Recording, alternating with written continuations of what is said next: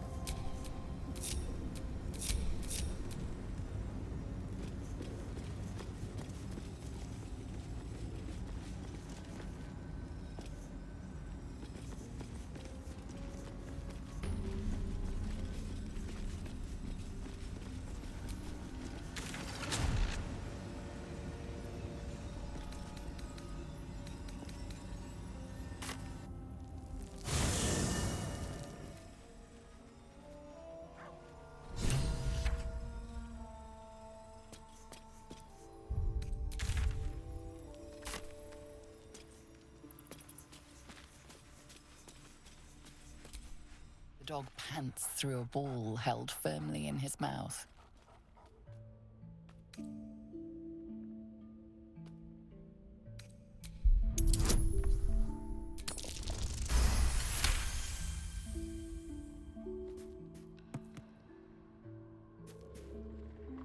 He relinquishes the ball.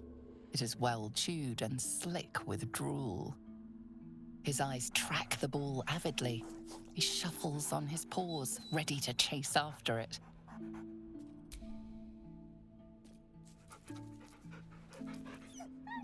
Scratch's tongue lolls out happily, his tail wagging even faster.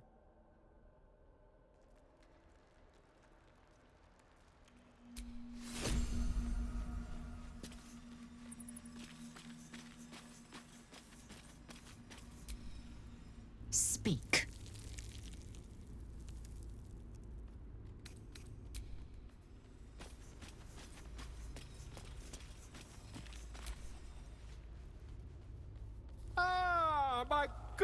Hello. Quite the cozy setup you have here. I'll just make myself comfortable. Thank you so much. I was just settling in and reviewing my latest findings. Mind flayers, cultists, and, of course, your esteemed company. Why, I'm practically an expert. They've tentacles, you know? Quite shocking. The druid Halson had some kind of mind flayer specimen in a jar in his quarters. A replica, no doubt, but truly fascinating to see up close. Here, on the Sword Coast. Impossible. That can't be.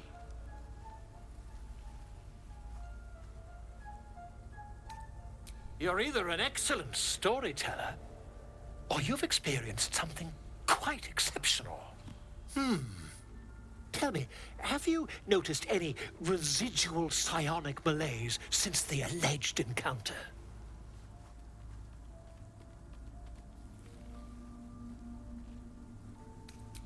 Curious. Illithids, their technical name, form a hive mind. One shouldn't be able to hear their dark whispers unless... That's quite impossible. You'd have undergone ceramorphosis by now. I can't attest to the specifics, but I do know that not long after insertion, the host, that's you, turns into a mind flayer. As there's not a tentacle on your head, I can only assume you haven't been infected.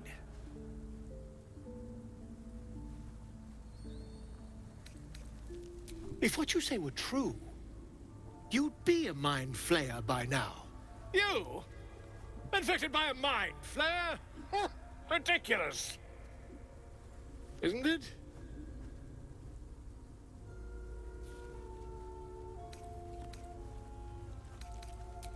Perhaps that's for the best. I'd be irresponsible not to debunk such a strange claim.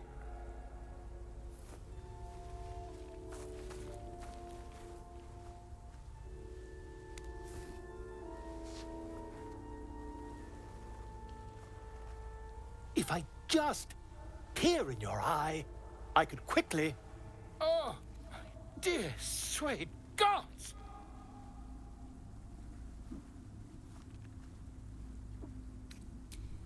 I mean, yes. I suppose I can. I'll need to research the particulars, however. Give me a bit of time, and I'll have this little issue sorted.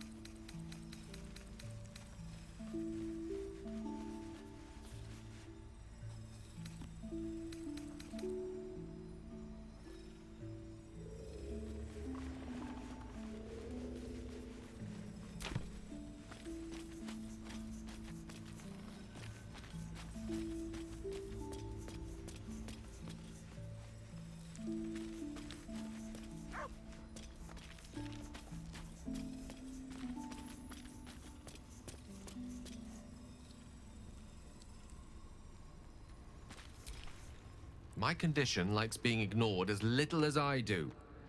I must consume another artifact. And soon.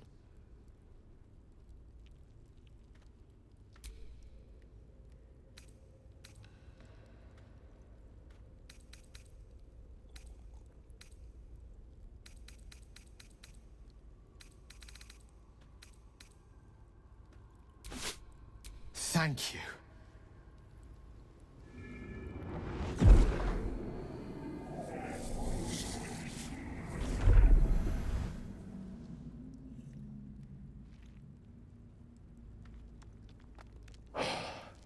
Good gods. It hardly has any effect. Oh, Mistra, have mercy on us all. Listen, I need to speak to you, to all of you. It would be unconscionable of me to remain silent.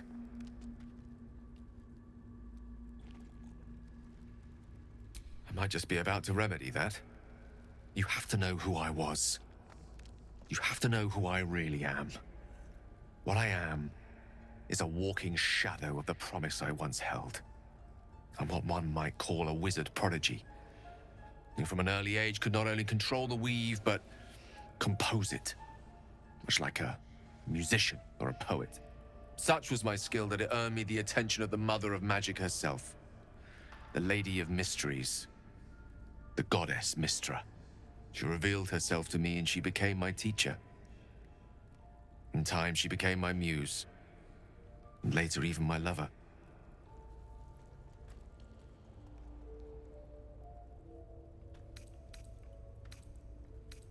I am, after all, the villain of the tale. We enjoyed each other's company. Body, mind, and soul. But even so, I desired more. You see, no matter how powerful a wizard we mortals can become, we never scratch more than the surface of the weave. Mistra keeps us in check. There are boundaries she doesn't let us cross, yet every time I was with her, I stood on the precipice, gazing into the wonders that lay beyond. I sought to cross her boundaries.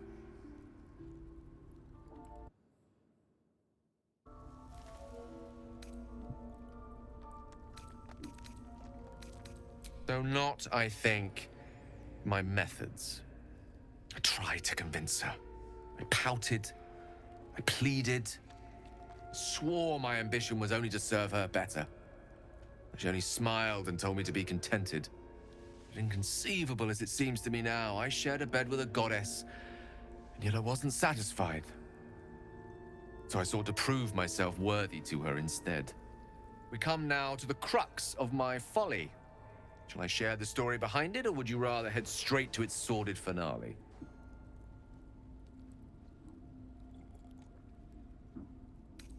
Suffice it to say, I obtained an obscure and ancient book that had locked away inside a much coveted prize. It was a fragment of primal weave locked out of time, locked away from Mistra herself. What if, I thought, what if, after all this time, I could return this lost part of herself to the goddess?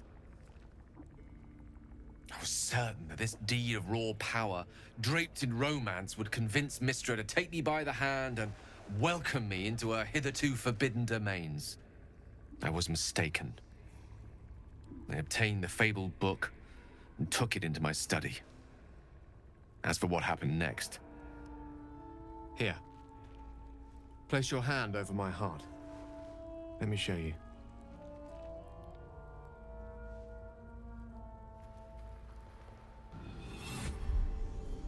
You feel the tadpole quiver as you realize Gale is letting you into the dark.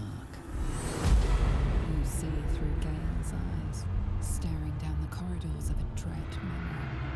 A book bound and suddenly opened. Inside there are no pages, only a swirling mass of blackest weave that pounces. Its teeth, its claws, it's unstoppable as it digs through and becomes part of you. And gods, is it ever hungry?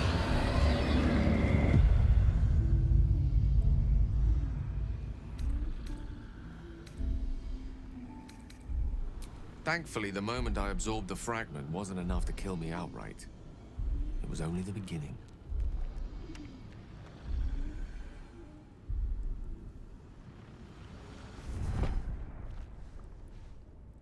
This Netherese blight, this orb, for lack of a better word, is balled up inside my chest. and it needs to be fed. As long as I absorb traces of the weave from potent enough sources, remains quiet. Were it ever to fully destabilize, however.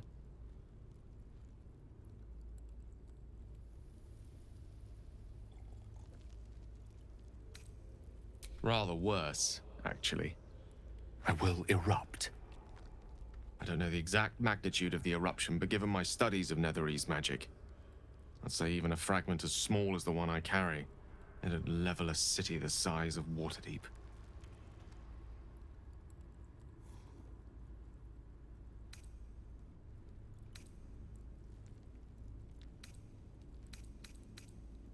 We might chance upon a king's collection of magical artifacts around the corner. We might cross paths with a miracle round the bend. Then again, we might not. All of this, it must feel like a betrayal. Say the word, and we'll part ways.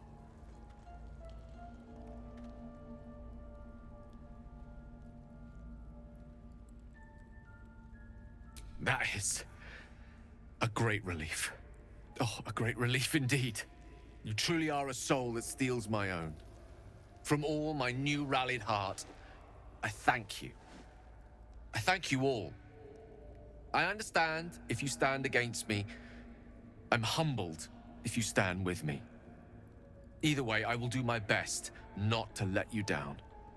I stand at a precipice, but if you do not give up hope, neither shall I. I'll fight. I'll resist as long as I can. Now, even I am tired of the sound of my own voice. Let us venture forth.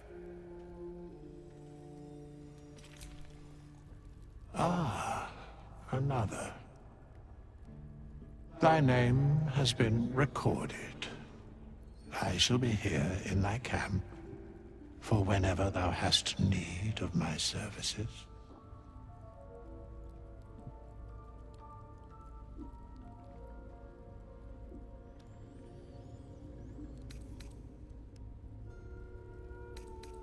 There are many answers to that question. None are important. Correct. No. Beyond mortal realms, there doth exist an amalgamation of spirits akin to thine own, ensnared by the treacherous cult of the Absolute, felled in its name. They bear great discontentment with their destiny. For a mere pittance of coin, I might summon the worthiest among them to lend aid to thy undertaking.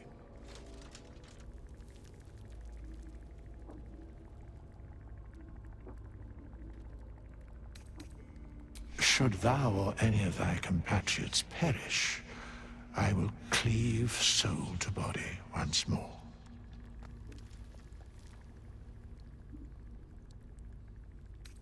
A matter of coin.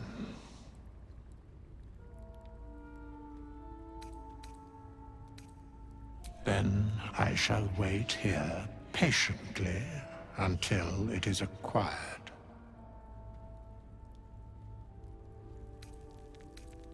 Very well. Impossible. Thy party is full.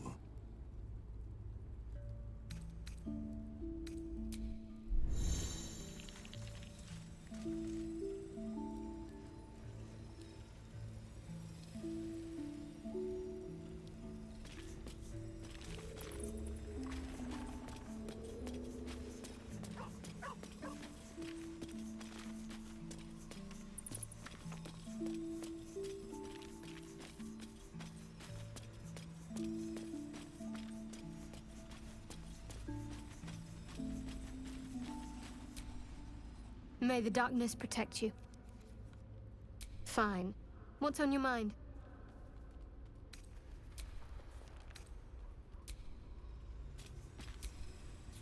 Yes?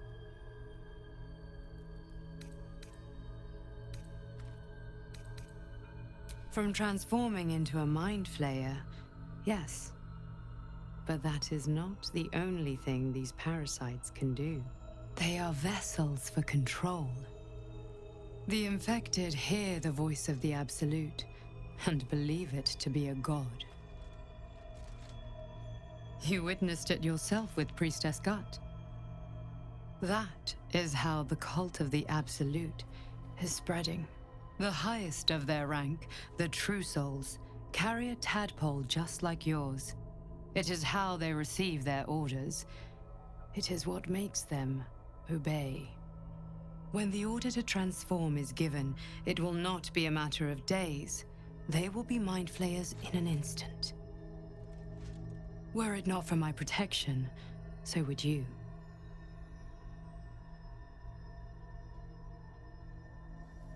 I have powers of my own. Unique powers. But know that we are alike. I've been trying to escape from this evil for a long time. Once, I almost succeeded. Now, through you, I've been given a new chance. You can go where I cannot, and I can protect you from that evil. If we work together, we may turn this around. Hells, they need me. I have to go. No, I can handle this. For now. The power I used to protect you, I stole it from someone. They want it back. I will hold them off for as long as I can, but sooner or later I will be worn down. You must discover the source of the magic that controls the parasites before that happens. The cultists are gathering at Moonrise Towers. Use the powers your parasite gives you to convince them you are one of them. And when you find the source of their magic, destroy it. Go. Our freedom depends on it.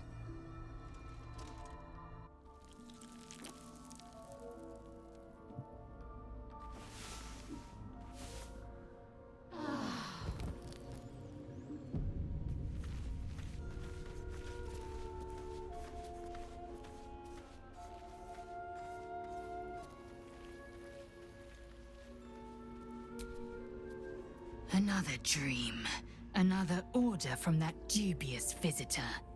It announced that we will find the answers we seek in the Absolute Cultist's lair, and offered another generous gift. A persuasive creature. It tempts us with power, expresses its admiration, its adoration.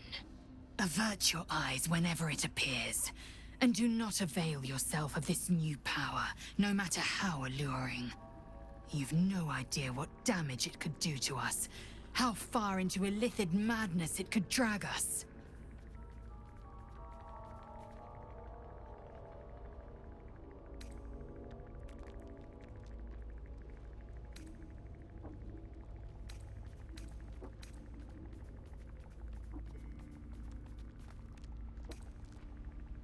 Battles are won with swords, not mind games born of brainworms. The ones we fight with these cultists will be no different. And there will come a battle, of that I'm most certain. The one truth that fell out of the Dream Figure's cankered lips.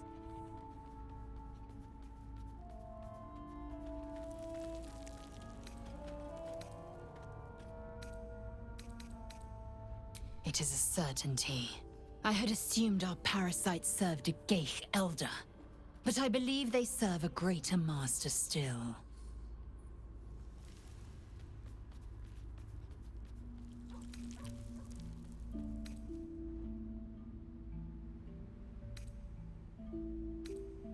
Perhaps. Absolute may be a mere pseudonym behind which this master hides. Whatever this voice, whomever this master, it dominates dreams and unites minds.